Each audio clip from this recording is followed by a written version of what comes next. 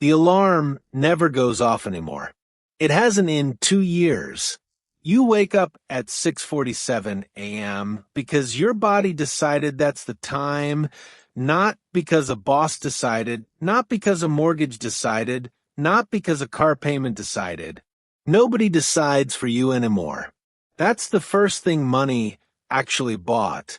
Not the freedom to buy things. The freedom from being told when to wake up. The bedroom ceiling is the same popcorn ceiling from 1994. You've thought about renovating it for 8 years. You never have. Nobody visits your bedroom. Renovations are almost always performances for guests who never come. Your house is 1,650 square feet on a corner lot in a town no coastal magazine will ever write about. You bought it 17 years ago for $186,000. Zillow now says $340,000. The mortgage was killed 5 years ago in a single wire transfer that took 4 minutes and felt like nothing. You expected fireworks. There were none. That's how real milestones arrive, with the quiet efficiency of a receipt. You are worth $3.1 million. Nobody knows this. Not your poker friends, not the woman at the post office who thinks you're a retired mailman, not your own mother who still slips you a $20 at Christmas because she worries. You just fold it into your wallet and say thank you. Correcting her would be the most expensive thing you could do with your dignity. You put on a t-shirt that's older than most cars on the road. Gray cotton, softened by 400 washes. You own 6 identical ones. Somewhere around age 40, you realize decision fatigue is a real tax on the mind. You stop paying it. Downstairs, the coffee grinder runs for 12 seconds. Same beans for 6 years, a $14 bag that lasts 3 weeks. A latte at the cafe 3 blocks over is $6.75. You did the math once and never did it again. Not because $6.75 matters, but because the type of person who does the math forever eventually stops needing to. The habit outlives the reason. While the coffee brews, you open a laptop for 42 seconds. That's the only time all day you'll look at money. $2.14 million in a boring 3-fund portfolio. Not sexy, not thrilling. Untouched for 21 years, except to buy more. You didn't sell in 2008 when your account bled the price of a small house every week. You didn't sell in March 2020 when the entire world seemed to be ending on television. You didn't sell in 2022 when every headline screamed inflation. You just kept buying every 2 weeks like a man mailing letters to his 70-year-old self. $340,000 in home equity paid off, deed in a safe in the closet next to your parents' wedding photo, $430,000 in a taxable brokerage. That's the bridge, the account that let you walk out of your job at 53 without asking permission from a 401k age limit. $78,000 in cash. 20 months of expenses doing absolutely nothing. And that's exactly the job description. Cash is not lazy. Cash is what stops you from selling stocks at the exact moment stocks are on sale. $112,000 in a small trust for your granddaughter. She's 4. She won't hear about it until she's 25. That's the point. Total, $3.1 million. Give or take whatever the market decided while you were dreaming. You close the laptop. The market opens in 43 minutes. It will rise or fall today, and you will do nothing about it. Doing nothing is the most profitable action you have ever taken.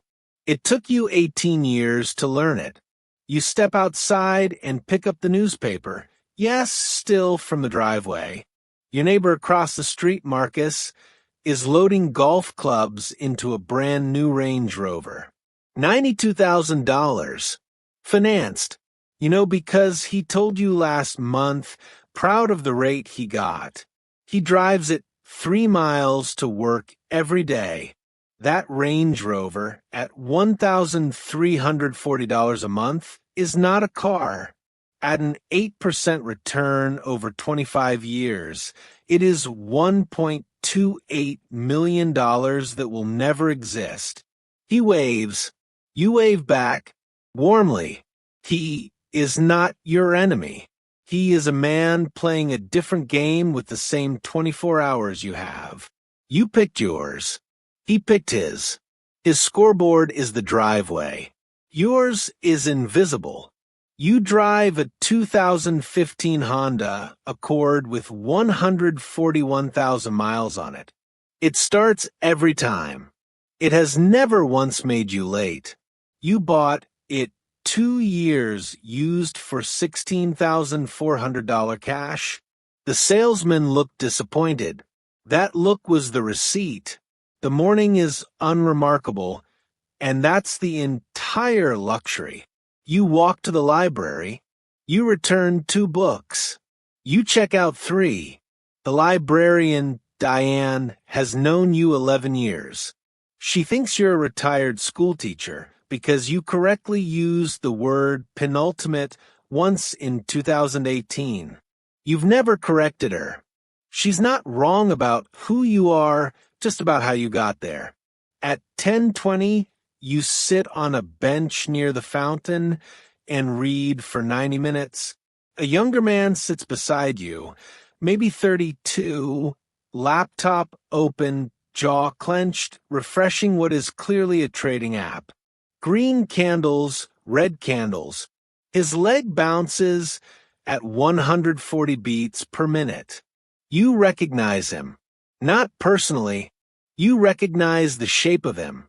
You were him in 2004 for 6 months. It cost you $9,200 and 1 marriage testing argument to learn that the market does not know your name and does not care about your rent. You almost say something. You don't. Advice given without permission is just noise wearing a costume. Instead, you go back to your book. If he ever asks, you have 2 sentences ready, the same 2 someone gave you 22 years ago at a diner counter. Own the whole market, not a piece of it. And never sell what you don't need to sell. That's it. The rest is footnotes. Lunch is a tuna sandwich you made at home. $1.80. Your wife made her own. She's at pottery class. She started at 58 because for 40 years she said, someday when we have time. You bought her the wheel 2 Christmases ago. She cried. That will cost $340. It is the highest return purchase of your life. Around 1 p.m., your phone rings. It's your son. He's 29. He got laid off this morning.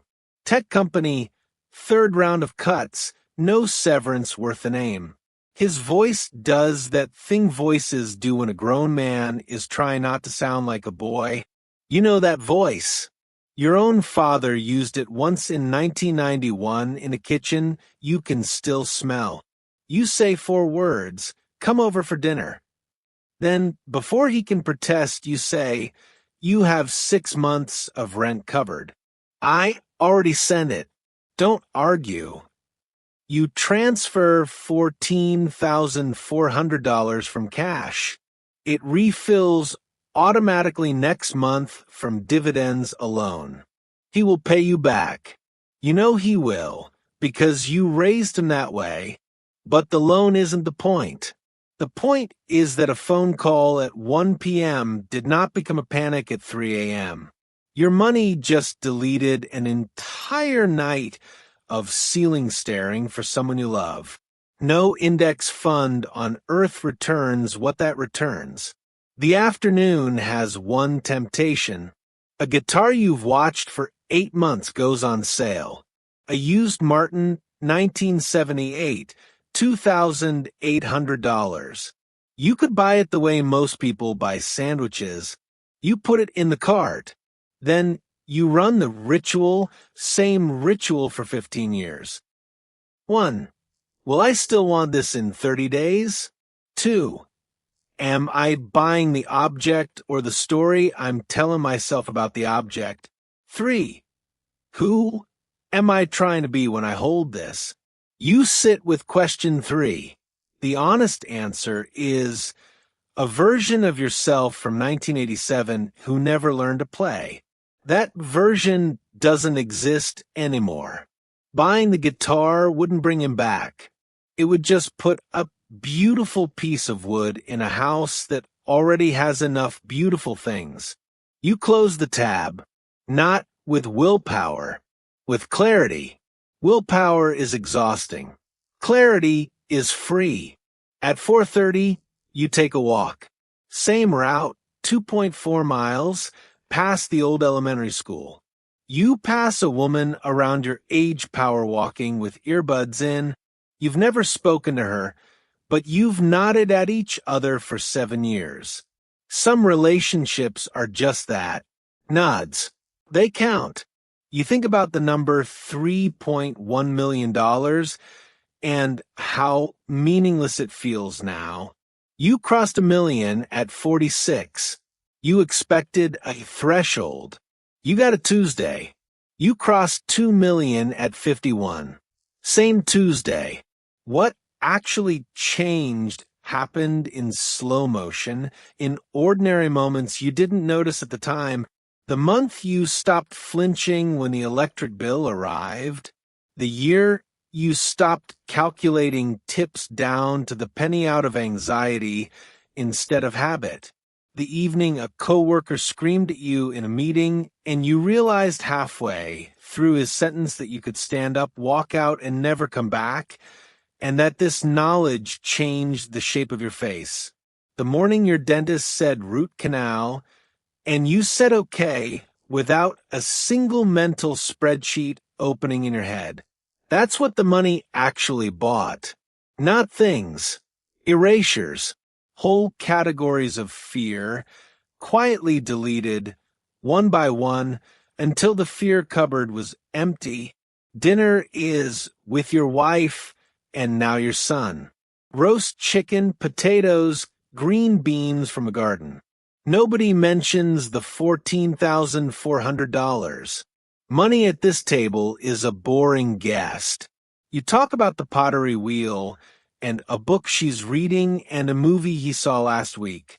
Your son laughs for the first time all day. That laugh is worth the entire portfolio. After dinner, you sit on the porch. Cicadas. A dog barking 2 streets over. Your wife brings out 2 glasses of iced tea. You've had this exact moment maybe 4,000 times. It has never once been boring. She asks, "Are you happy you retired?" She asks this every few months. She's not looking for reassurance. She's looking for the truth in your face. You say yes, because it's true. But the honest version is longer. You are not happy because you retired. You are happy because for 30 years you built a life so small and specific and honest that retirement barely changed it. The job was already almost optional by the end. You just formalized what had already become true. The people who need retirement to save them are the ones who built a life they need to escape. You didn't. That's the trick. That's the whole trick. You go to bed at 9:40. You read for 20 minutes. You turn off the lamp. Tomorrow, coffee, laptop for 42 seconds, library, walk, dinner, porch, bed. The market will open. The market will close. Your account will be $18,000 higher or $22,000 lower, and you will not check. Somewhere, someone at a stoplight is revving a truck they cannot afford, hoping a stranger is watching. You hope, kindly, that they get whatever they're looking for. You already got yours. You got it by wanting less, earlier, more consistently than almost anyone you know. When real wealth arrives, it does not throw a party. It does not post. It does not brag. It just sits down in the corner of your living room, quiet as a lamp, and lights up the whole rest of your life. And so do you.